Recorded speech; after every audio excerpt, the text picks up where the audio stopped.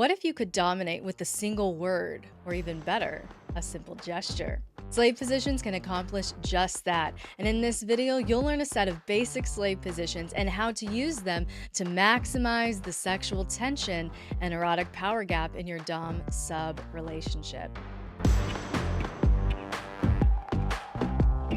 When you understand just how powerful slave positions can be in your dynamic, you won't want to dominate without them. I think of a time I took a submissive to a sex shop to deliberately practice a few new slave positions, including making her kneel or take a tabletop position so I could test out floggers. With a single gesture, it made public play so fun and easy. And with literally hundreds of positions at your disposal, you can find a slave position to suit any kiki circumstance you may find yourself in. And by slave position, I mean specific poses you can teach a submissive or slave to be assumed on the dominant's command or through an ongoing ritual or protocol. And to help demonstrate the proper form and kinesiology of these positions, I've invited a lovely submissive to join us to demonstrate these basic slave positions. Because these slave positions are not just aesthetically pleasing, they serve a number of purposes in a power exchange relationship. Efficiency, it saves the dominant time in explaining and instructing. Authority, it widens the power gap between dominant and submissive. Utility, it allows for subtle and sneaky public play. Attention, it helps the submissive focus on the dominant's presence, not just their words. And attraction, this is just sexy as hell and can be incorporated into scenes to enhance your intimacy and play. And as sexy as these positions are, it's important to be very mindful about your submissive's unique body and any limitations.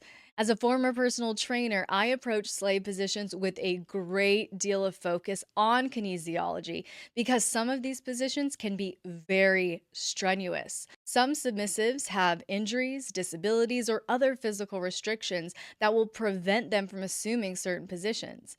So, this needs to be approached with compassion and collaboration, not any sense of shame or disappointment. You need to offer modifications as a dominant to suit your submissive and allow them to feel successful and pleasing to you despite their physical limitations. So, let's jump into these basic slave positions. But if you want a visual guide of over 24 slave positions, plus bonus training videos and tutorials, go to patreon.com/lxerotica to download instantly and save 30% now through July 28th. Position 1 is present. In this case, the submissive is to kneel. They sit back on their feet, spread their legs wide, and put their palms up on their thighs.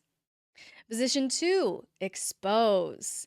Here, the submissive kneels. They sit back on their feet, spread their legs wide, but their palms are on the back of their head. Position 3 is submit. In this case, the submissive kneels and sits back on their feet.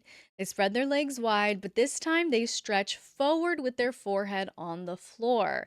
Their arms are also outstretched with their palms down. They can either rest their palms facing the floor or facing up, depending on the dominant's preference. Position number 4 is surrender, where the submissive does all of the things. Kneel, sit back on feet, spread their legs wide, stretch forward. Their forehead is on the ground. Their arms are outstretched with their palms up, specifically in this case, and we bring their arms wide. So we are fully in surrendered position as we're kind of taking a child's pose, if you're familiar with that. Position number 5 is hands, where the submissive kneels, is back on their feet, spreads their legs wide, and they raise their arms out at head level to form a flat surface. So this one is a command whenever you want to do some forniphilia or human furniture where the submissive needs to hold out something for you, serve as a tabletop, etc. Position number 6 would be floor, where the submissive lays face down on the floor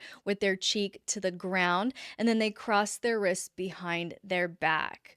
Now, a modification here could be that the submissive crosses their ankles and places their forehead on the floor. Again, that is per the dominant's preference. Position 7 is apology, where the submissive is going to lay face down on the floor with their forehead to the ground and arms outstretched to the side. This is a very contrite, humble position.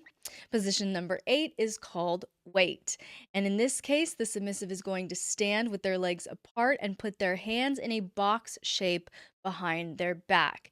Now, elbows can also be tucked to the sides with palms up or hands clasped in front, depending on the submissive's flexibility and fitness levels. So, if you're using any of these slave positions in your dynamic or want to try one of them, comment and let me know which ones were the most appealing to you.